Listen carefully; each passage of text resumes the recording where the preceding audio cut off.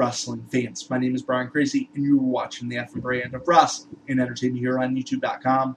Thanks for tuning in once again. I am back with my review of the second longest running weekly episodic television show in history. That's right, Friday Night Smackdown for June 22nd, 2012. It was a pretty good night on Smackdown. I'm going to run through the card, I'm going to give you my thoughts, and then I'm going to get this video uploaded. And then it's up to you guys to watch, comment, like, subscribe, and leave your feedback.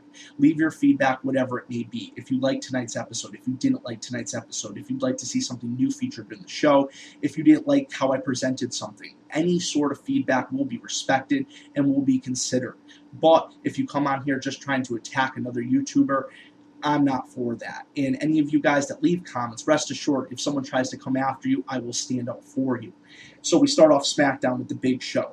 He comes out and he states his intentions to participate in one of the two Money in the Bank ladder matches at the upcoming Money in the Bank pay-per-view, which is only a few weeks away.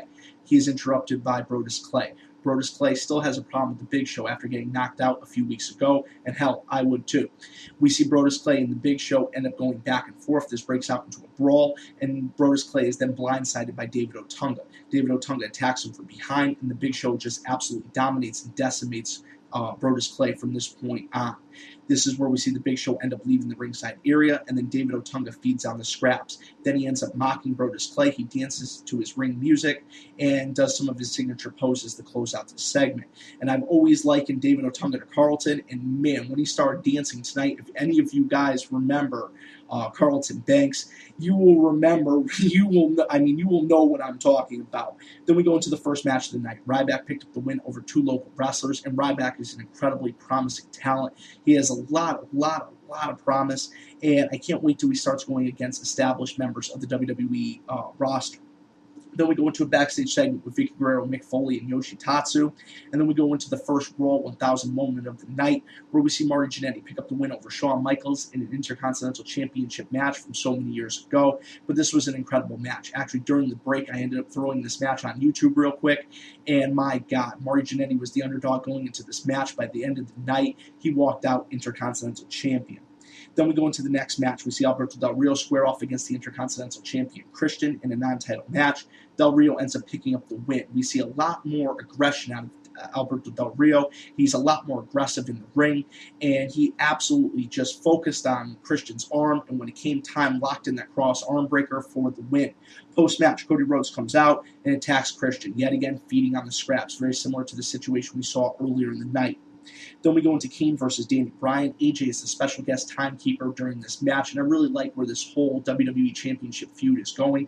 I like how AJ has been interjected into this. I mean, Daniel Bryan and CM Punk was entertaining as all hell. Interjecting Kane, who's an incredible talent, just made it even better. And now you've got AJ, whose side is she really on? She looks like she's on CM Punk's side, but tonight she helped Kane out. And as Daniel Bryan had Kane locked in the bell lock, AJ rang the bell, thus distracting Daniel Bryan. Kane capitalized, hit the chokeslam, and picked up the win. Then we go into the next segment. Foley comes down. Heath Slater ends up coming down. Foley announces Heath Slater's opponent is none other than the Long Island Ice-T Zack Ryder, who was snubbed on Monday Night Raw. I thought that was a little unfair. They were in Long Island. Zack Ryder is a pretty good draw, but he's been removed from WWE TV since the low ratings earlier in the year, and it's a shame. But we see Ryder pick up a great win over Heath Slater. Heath Slater is another incredibly talented wrestler, and I expect to see a lot out of him in future weeks and future months. It looks like the WWE is going to be pushing Heath Slater a little bit more, and there's been a lot of talk on the internet. The WWE is not going to be featuring the weekly returning superstar like they were talking about, and I really assumed that this was going to be Slater's push. We were going to see Slater go against a lot of these returning talents on a weekly basis, but in the last 2 weeks, not only did he interact with Wendy Richter and Cyndi Lauper, he also had a great match against Vader, and honestly, the match against Vader, compared to the match against tonight, is one of the things I really want to discuss about is consistency in the WWE. I mean, you have Slater go against a guy like Vader, who is an older talent, but still a very, very talented talent, and I was in that arena live, and the fans were going absolutely nuts. And then tonight, Zack Ryder picks up a quick win over Slater. I mean, there is a lot of inconsistency, and I don't think that the WWE is really realizing that the fans remember a lot more than they tend to believe. Then we go into another backstage segment with Damien Sandow, who is another favorite of mine. WWE has brought on so many good new talents in the last few months.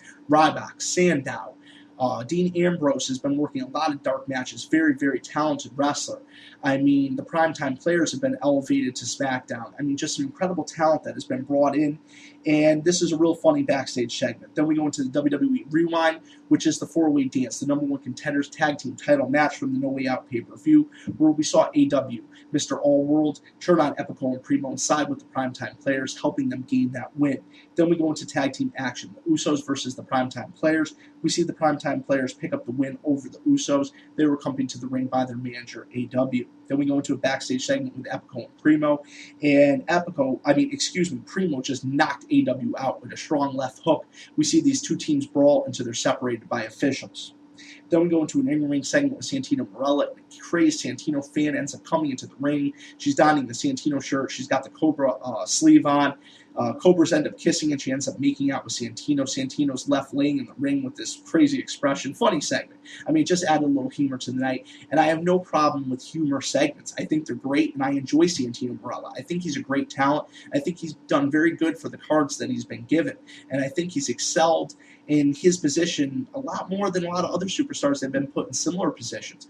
But a lot of people have been making complaints about Santino being the United States champion, and I do have to say, do we need a little bit stronger of the United States champion? Would I like to see that division taken a little bit more seriously? Yes.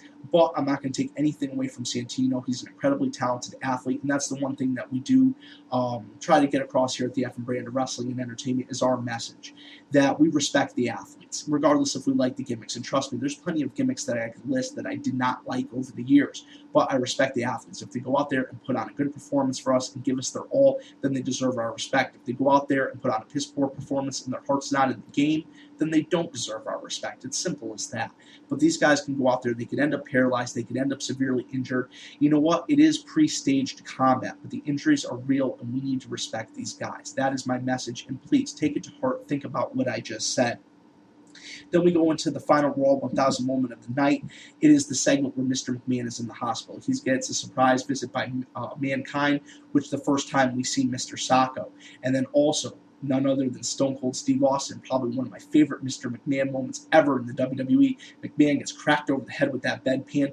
Dong! The noise that it makes, just classic. I mean, that moment just resonates with WWE fans of that era, and will continue to live on for so many years to come.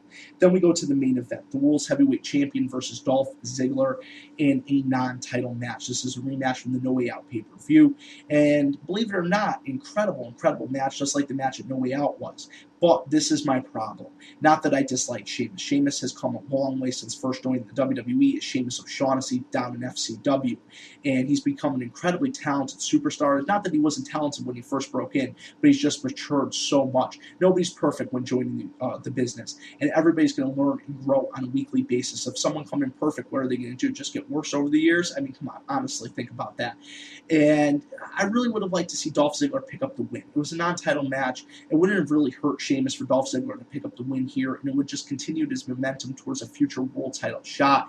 Now, backstage news is that Alberto Del Rio is going to end up squaring off against Sheamus at the Money in the Bank pay-per-view. Alberto Del Rio was the number one contender going into No Way Out, but he ended up getting a concussion and he wasn't cleared in time.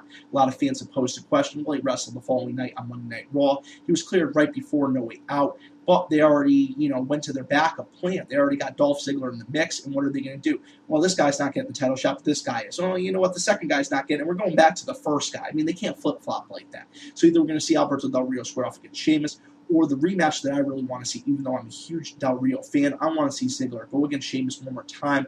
And honestly, Dolph Ziggler needs to pick up the World's Heavyweight title. He's an incredibly talented athlete, and I think it would open the door for so many future feuds.